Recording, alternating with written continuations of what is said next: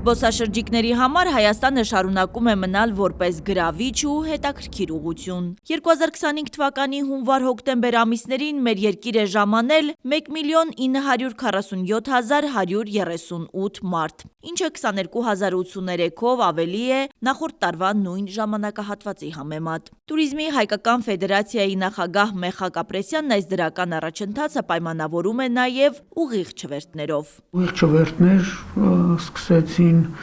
նաև ծոցի երկրների հետ, այս տարի Քուվեյթից Ջազիրա ավիաընկերությունը ուղիղ չվերթներ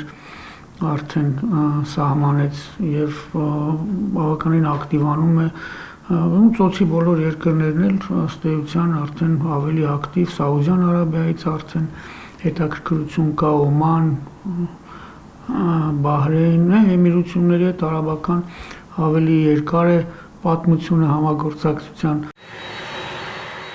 Դեպի Հայաստան առավել շատ զբոսաշրջային այցելություններ են գրանցվել Ռուսաստանի Դաշնությունից 41%, Վրաստանից 12% և Իրանից 8%։ Վերջին շրջանում ակտիվություն կա եվրոպական երկրներից։ Մենք մեր դռները բացել ենք մեր բոլոր զբոսաշրջիկների առաջ, դյուրացրել ենք մեր վիզային ռեժիմը, նույն եվրոպական երկրների քաղաքացիները Հայաստան այցելում են առանց վիզայի մուտքի ռեժիմով եւ հուսանք, որ մի օր էլ մենք կկարողանանք առանց վիզայի այցելել այդ երկրներ։ Շուտով ամանոր է, օտարերկրյա զբոսաշրջիկները մեծ ցանկությամբ են նոր տարին դիմավորում գեղատեսիլ Հայաստանում։ Հարցին, որքանով է արդյունավետ ներկայումս մեր երկրում ձևավորված գնային քաղաքականությունը, Մեխակ Ապրեսյանը պատասխանում է. Ազնվորեն ասած, մենք մի փոքր բարձրացել է մեր գները, մենք պետք է ապահովենք մրցունակ գներ, բարձրարժեք ծառայություններ, ոչ թե բարձր գին, այլ բարձրարժեք ծառայություններ համապատասխան մրցունակ գներով։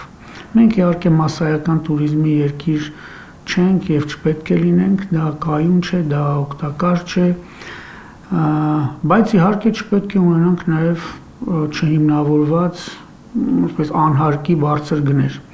Սա պետք է մենք հաշվի առնենք։ Ըստ Տուրիզմի հայկական ֆեդերացիայի նախագահի, պետք է ձևավորել բարենպաստ հարկային քաղաքականություն, որը էապես կնպաստի գնաճի մեղմանն ու կազմակերպված զբոսաշրջության զարգացմանը։ Մենք ներկայացրել ենք առաջարկություն եւ դա շրջանառվում է հարկային օրենսգրքում փոփոխություն լրացում կատարելու մասին։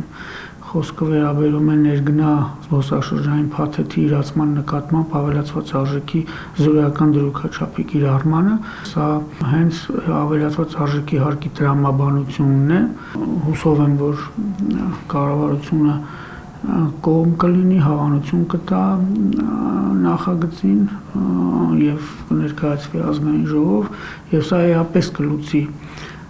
խնդիրը եւ ոչ միայն այս խնդիրը, կլուծի մի շարք շատ կարևոր խնդիրներ ոլորտում։ Այս տարի նոյեմբերի 21-ից 23-ը Հայաստանում կանցկացվի միջազգային զբոսաշրջային ցուցահանդեսը, որը կնպաստի գործարար կապերի ամրապնդմանը։ Սպասվող կարևոր միջոցառմանը մասնակցելու են ինչպես տարբեր երկրներից պետական կառույցներ, այնպես էլ մասնավոր ընկերությունների ներկայացուցիչներ։ Նոր գործընկերային հարաբերությունների ստեղծման առումով սա նաև լավ հնարավորություն է տեղական ու հատկապես մարզային կազմակերպությունների համար։